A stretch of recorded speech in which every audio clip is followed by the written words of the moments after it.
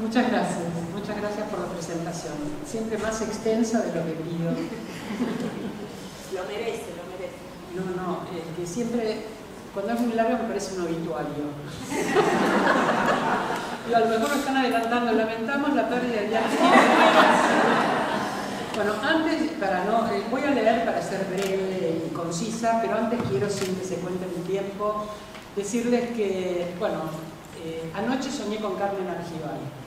Un privilegio haberla tenido amiga, pero un privilegio haber soñado con ella. Soñé que veníamos al encuentro, a la jornada del brazo, estábamos llegando un poco tarde, porque ella caminaba más despacito que yo, y cuando llegábamos al frente yo le decía, ¿bailamos, Carmen? Dale, me decía ella. Así que mientras hablo, quiero que piensen que está Carmen Argibay acá bailando con nosotros.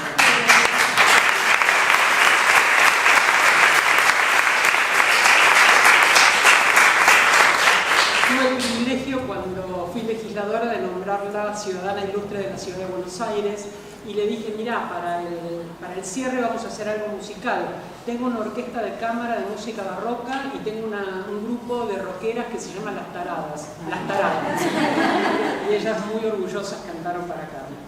Ante todo quiero agradecer a mis compañeras de la Red de Mujeres en la Justicia, sobre todo la persona de Cari Estefanía y de Agustina O'Donnell, que fue la que me transmitió la invitación, y al Consejo de la Magistratura, en nombre de Gabriela Zangaro, me alegro que haya podido llegar para hacerlo personalmente, por mi inclusión en este panel, que no es una inclusión frecuente ni directa, así que lo agradezco especialmente.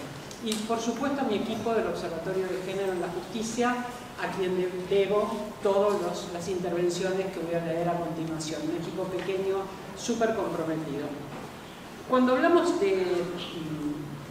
además es esperanzador este movimiento de la Red de Mujeres en la Justicia, intenso, donde corre un compromiso enorme, recursos jurídicos que nos transmitimos sobre fallos y sobre bibliografía, y también los saberes y el cuidado de los derechos de las mujeres en relación a los derechos humanos.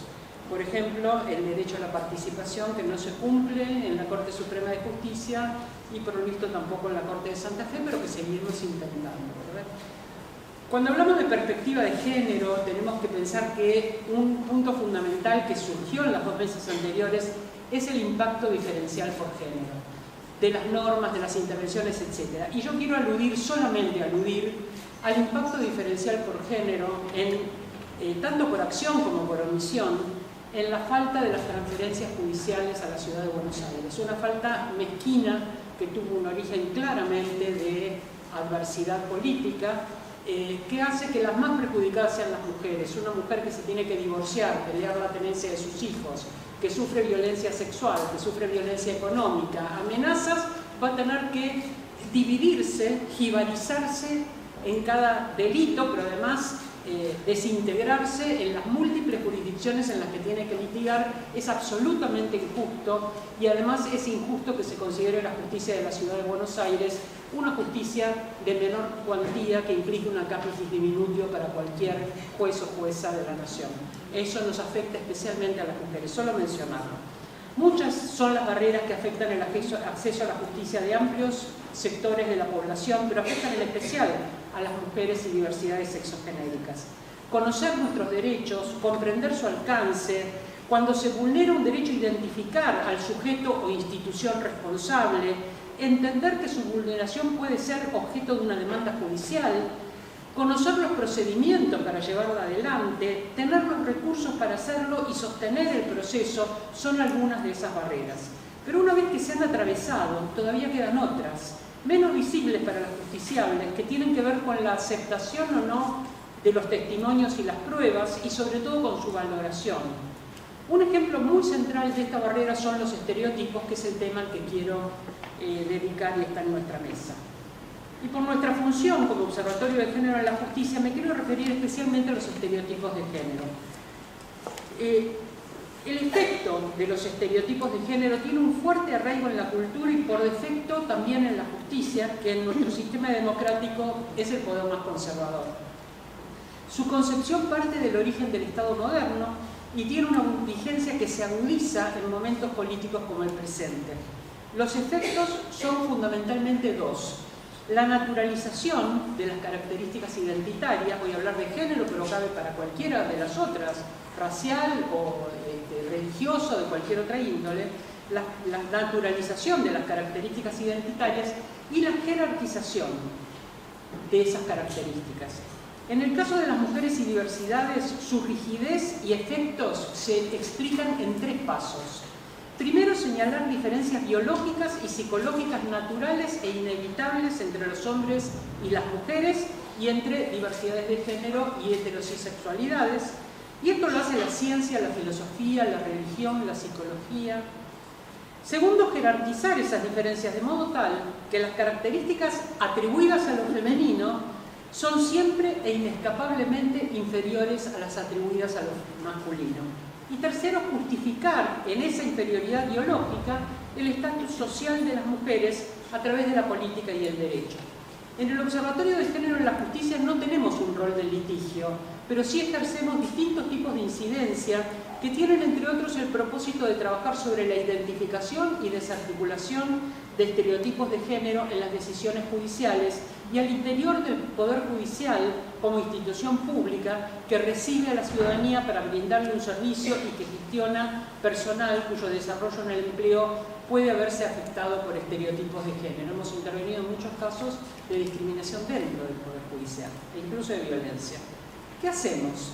Elaboramos análisis sobre los efectos desiguales en relación con el género en los casos judiciales.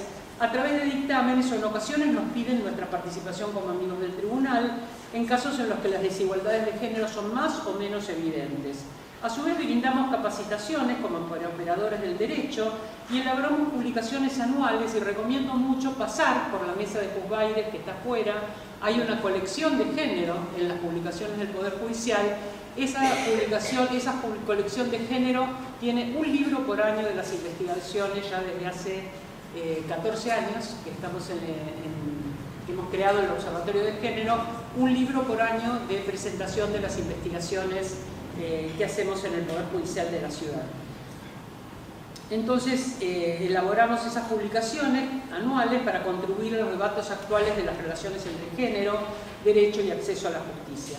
Asimismo, coordinamos un programa de inclusión laboral al que aludió esta mañana Genoveva para personas travestis y trans. Lo hacemos junto con el Centro de Justicia de la Mujer, no sé si está Cecilia por acá, pero bueno, lo hacemos, en las capacitaciones colabora el Centro de Justicia de la Mujer y también el Centro de Formación Judicial de la Corte Suprema de Justicia, del Tribunal Superior de Justicia. Coordinamos entonces ese programa de inclusión laboral para personas travestis y trans en el Poder Judicial de la ciudad, que tiene como uno de sus efectos erradicar prejuicios en relación con esa población. Quiere decir que tiene que ver con brindar la posibilidad de acceso al trabajo de personas travestis y trans, pero tiene que ver con la experiencia de trabajar cotidianamente en un espacio laboral tan particular como es la justicia, como es un juzgado o una oficina del Consejo, con una persona travesti trans, tener esa cercanía, ese trato humano, valorarla por encima de la etiqueta trans, que es la forma en que actúa el prejuicio y el estereotipo. Algunos ejemplos. Nos presentamos como amicus curiae en un caso de restitución internacional en que la Cámara había dado por supuesto, en base a que la niña llevaba el apellido de ambos progenitores, que la madre tenía suficiente autonomía, porque se había logrado poner su apellido, era autónoma en todo lo demás, y el carácter para haber consentido una mudanza internacional para la que no había prestado su acuerdo, mudanza de su hija, ¿no? En este caso el tribunal no solamente desoyó a una de las partes, sino que en base a prejuicios hizo una lectura de la prueba que desestimaba la vida profesional de la mujer de la pareja, que desconocía el criterio que debe regir en estos casos, que es el centro de vida, y que le otorgaba mayor valor a la decisión unilateral del varón de la familia. Otro ejemplo, adherimos al pedido de juicio político a 2 jueces que se valieron de estereotipos para desestimar una denuncia por abuso sexual de una niña, porque entendieron que el hecho de que la víctima haya aceptado un regalo de su abusador implicaba que la relación sexual era consentida, independientemente de la edad de la niña. En el caso, además, usaron citas doctrinarias arcaicas que de algún modo ponían en evidencia que sus criterios sobre el consentimiento eran mucho más laxos. Consentimiento es un tema fundamental. Consentimiento y reparación son dos temas fundamentales conceptuales para analizar la violencia sexual. Eran más laxos de los que indican los desarrollos doctrinarios contemporáneos. Estos mismos magistrados, en otro caso fuertemente cuestionado, daban cuenta de su desconocimiento inexcusable del derecho a la identidad de género, además evidenciaban una mirada sobre las personas trans que configuró un supuesto de parcialidad. Ambos jueces fueron recusados por haber brindado un dato discriminatorio a una imputada trans, desconociendo su identidad de género autopercibida, resolviendo en función de prejuicios basados en dicha identidad. Se refirieron a ella como un imputado con tendencias homosexuales y la trataron con un pronombre masculino, el acusado, en lugar de preguntarle cómo quería ser tratada o dirigirse a ella con el pronombre femenino, que además figuraba en su documento nacional de identidad porque había hecho el cambio registral, o sea que figuraba en la causa con su nombre femenino. Además de brindar un trato contrario a la ley de identidad de género, los modos hostiles, despectivos y estigmatizantes con los que estos dos jueces se dirigieron a la acusada tuvieron como consecuencia que se la persiguiera penalmente por un delito que no había cometido, en base al prejuicio de que como esta persona trans ejercía la prostitución, probablemente se asociaban, ustedes habrán escuchado el concepto acuñado por este sesgo de la justicia, narcotravesti. Narcotravesti implica, si sos travesti ejercés la prostitución, y si sos travesti y ejercés la prostitución, distribuís cocaína, y esto configura un rótulo, un estereotipo con el cual se penaliza, y hay montones de trans en la cárcel precisamente por ese tipo de consideración. Presentamos dictámenes en múltiples casos de violencia laboral contra mujeres en los que persisten estereotipos en relación con aquello que deben tolerar las trabajadoras, incluso las trabajadoras policiales, en el ámbito en el que desarrollan sus tareas, especialmente por parte de sus jefes varones, aunque no exclusivamente. El poder es el poder. Casos de acoso sexual y verbal, represalias por informar a recursos humanos de estos hechos, entre otras, que ustedes conocerán o vivirán en carne propia. A su vez, si bien existen licencias por violencia de género en todos los ámbitos públicos, los mecanismos para que éstas sean reconocidas muchas veces implican múltiples obstáculos y dificultades para aquellas trabajadoras con menos recursos materiales y simbólicos, y redundan incluso en exigencias excesivas por parte de la justicia en la justificación de ausencias que a todas luces se vinculan con la violencia padecida.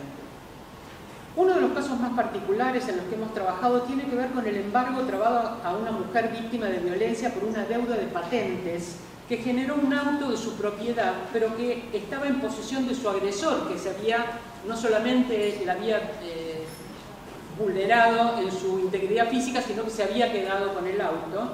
Él era el que se había quedado con el auto, y la aplicación neutral de una norma, las patentes, ella figura como dueña, se le imputan las patentes en deuda, la aplicación neutral de una norma que trata de igual manera a todos los contribuyentes dio como resultado que la víctima de violencia de género se viera perjudicada múltiples veces por hechos que había denunciado frente a la administración en más de una ocasión. Si bien la norma no es problemática en sí misma, es una norma que nos trata como iguales, en su implementación concreta implicó un perjuicio en contra de la víctima, en tanto le exigía presentar informaciones al fisco que ya había presentado en otras dependencias públicas en un contexto de mudanzas forzadas por la situación de violencia, de sustracción del auto por parte del agresor y de precariedad económica por tener a 2 hijos a cargo sin apoyo de su progenitor. Me avisás cuando falten 2 minutos, así si tengo que saltear no pierdo el final. El Observatorio de Género conduce a su vez una serie de investigaciones que buscan visibilizar el impacto concreto de los estereotipos de género sobre las vidas reales de las personas que quieren acceder al servicio de justicia. Un ejemplo está inspirado en las dificultades que advertimos en el caso del travesticidio de Diana Zacayán para la averiguación por parte del cuerpo médico forense de las causales del travesticidio. Usaban 2 siluetas, una de cuerpo de varón y una de cuerpo de mujer, porque no había silueta de cuerpo travesti. Si tengo que juzgar, como indica la Corte Interamericana de Derechos Humanos, si hay violencia contra la diversidad, entre otras cosas por la cantidad y ubicación de las heridas en el cuerpo, ¿esto qué significa? Me pasa, no sé, alguien judicial me pasa esta servilleta y yo me acuerdo de él. Digo, explico lo del practicidio y cierro. Me quedan 2 minutos. Bueno, este libro sobre cómo trabajamos primero con el cuerpo médico forense de la Corte de la Ciudad de Buenos Aires y luego con todos los cuerpos forenses del país a través de la red de la JUFEJUS. Es un libro específico que está en JUSBailes. Invito a que lo vean y que vean allí otras de las investigaciones. Voy a concluir simplemente diciendo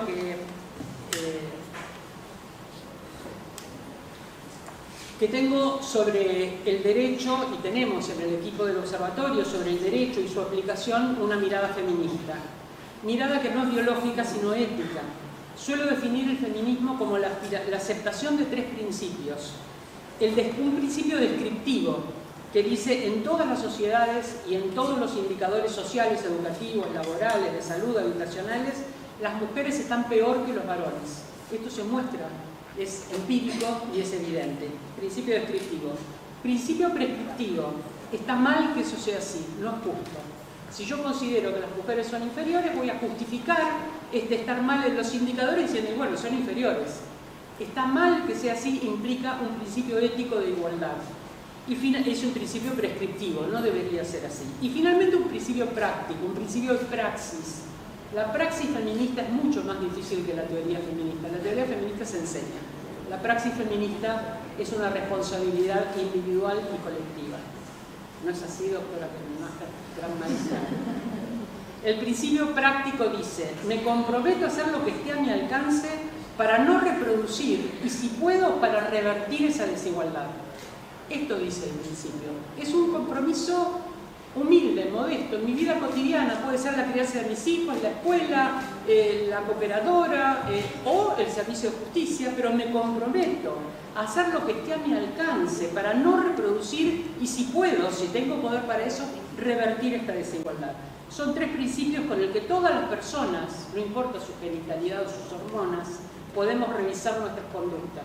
Y cuanto más responsabilidades tenemos, más obligación moral de adoptar una praxis que no reproduzca formas de opresión. Y sobre todo una visión interseccional, como bien se mencionó en la mesa anterior, de una visión interseccional de las identidades, porque no todas las mujeres tenemos la misma condición y deben distinguirse condiciones de clase, género, etnia, edad, discapacidad, condición migrante, condición de prostitución, etc., como bien explicó Marcela Basterra. El feminismo es la revolución más pacífica y amorosa para cambiar las relaciones de poder. Quizás por eso se ha transformado en el gran enemigo de quienes representan la concentración arbitraria de privilegios y la crueldad violenta para preservarlos. Como ejemplo de la batalla cultural para derrotar el ideal de una sociedad de cuidados donde ningún ser humano está excluido, quiero terminar con otra definición, que no es la mía, sino la del reverendo Frank Robertson, que fue candidato ultraconservador a presidente de Estados Unidos. Hoy vemos otros, pero con las mismas ideas ultraconservadoras, y no solo en Estados Unidos. Esa definición del feminismo dice así, y con esto termino. El feminismo es un movimiento socialista que alienta a las mujeres a dejar a sus esposos, matar a los niños, practicar la brujería,